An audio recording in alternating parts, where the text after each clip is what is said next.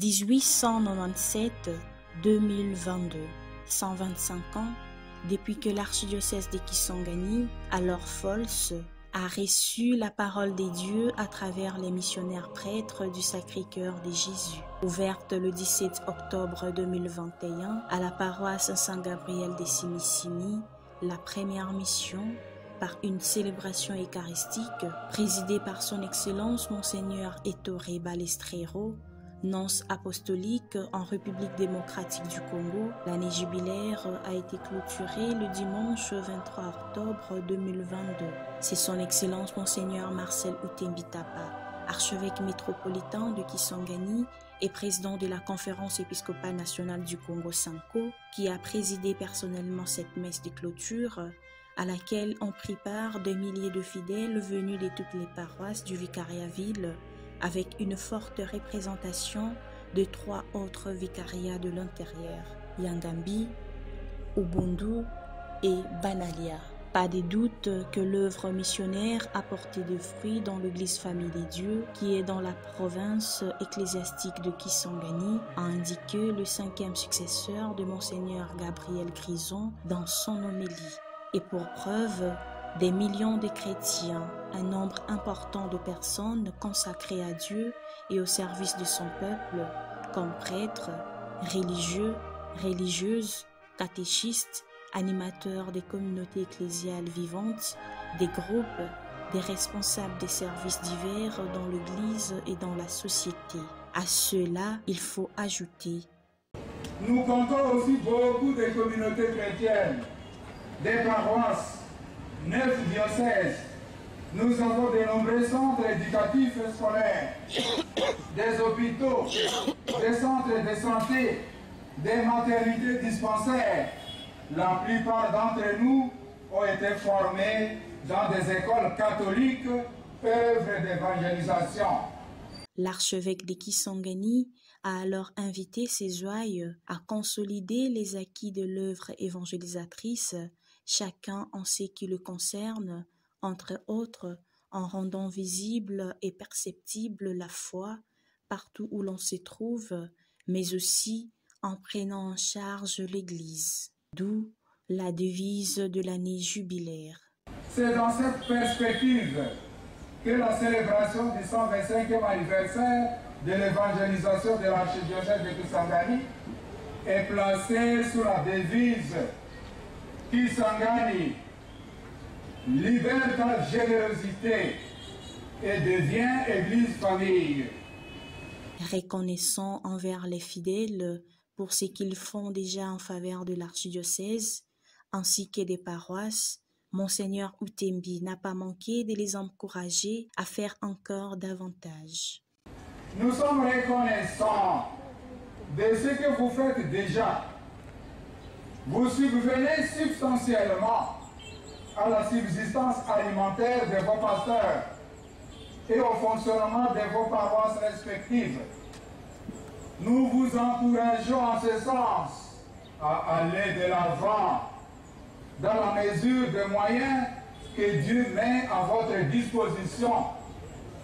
À semer trop peu, on récolte trop peu. À semer largement, on récolte largement.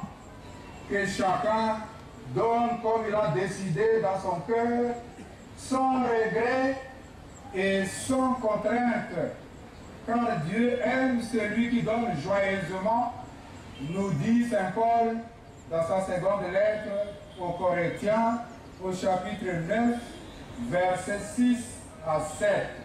Par cette devise, l'archidiocèse de Kisangani est ainsi appelé à manifester davantage de soutien en prière, en offrande et en service à l'Église, à compter les uns sur les autres, notamment en venant en aide aux membres de la communauté dans le besoin. Cette générosité, a poursuivi les pasteurs propres de Kisangani, devra se manifester aussi au-delà des frontières de Kisangani, dans le partage non seulement des biens, mais aussi des agents pastoraux avec les autres diocèses se trouvant dans le besoin. Ainsi, Monseigneur Utembi a invité à manifester beaucoup plus de générosité dans la contribution aux œuvres pontificales missionnaires OPEM. En effet, dans cette contribution pour soutenir la mission évangélisatrice dans le monde, l'archidiocèse de Kisangani est classé dernier des 6 archidiocèses que compte la République démocratique du Congo. L'archidiocèse de Kisangani reste le dernier des 6 archidiocèses quant à la contribution au fonds de solidarité des œuvres pontificales missionnaires à verser à Rome. Il est temps de nous réveiller, de nous lever, de manifester notre maturité dans la solidarité et le partage avec nos frères et sœurs du monde. Et pour y parvenir, la foi est nécessaire.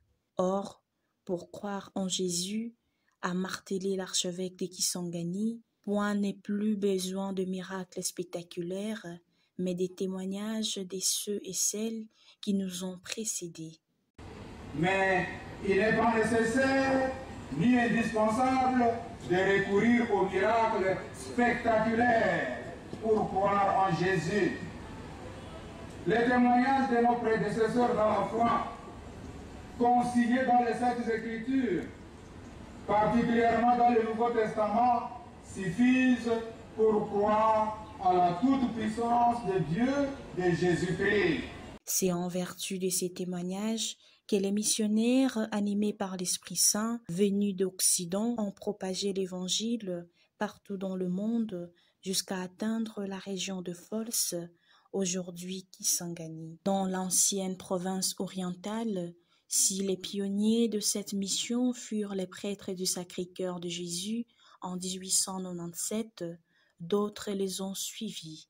Les scoutistes, les pères missionnaires de la Consolate, les carmes, les jésuites, les missionnaires serviteurs des pauvres, les augustins, les oblats de Marie Immaculée, du côté des religieuses et religieux, il s'y est de mentionner entre autres pour les religieuses les sœurs franciscaines missionnaires de Marie, établies au Fols dès 1900.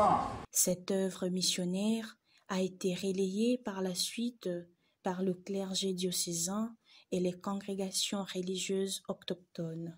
La congrégation des sœurs de la Sainte Famille de Kisangani, les sœurs servantes de Jésus, les petites sœurs de l'évangélisation, les frères servites des Rédempteurs, les sœurs joséphites de Kinzambi, etc. Après 125 ans d'évangélisation, le besoin des missionnaires est loin de se terminer.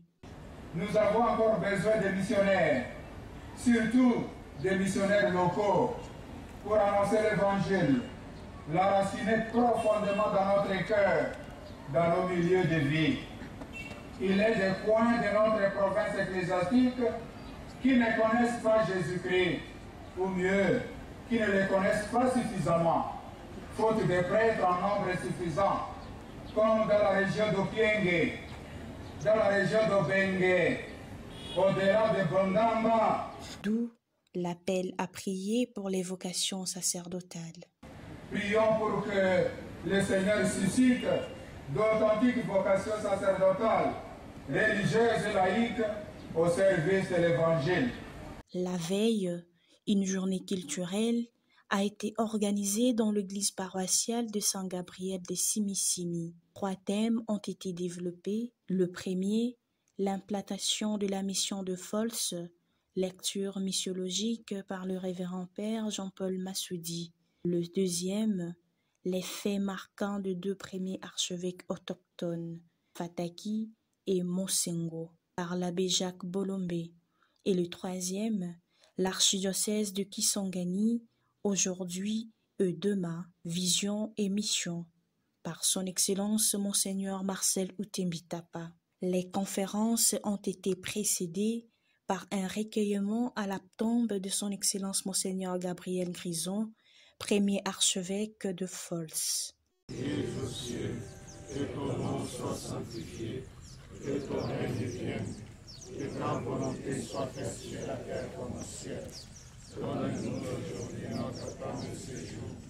Pardonne-nous nos offenses, comme nous pardonnons aussi à ceux qui nous ont offensés. Et ne nous laisse pas entrer en tentation, mais délivre-nous.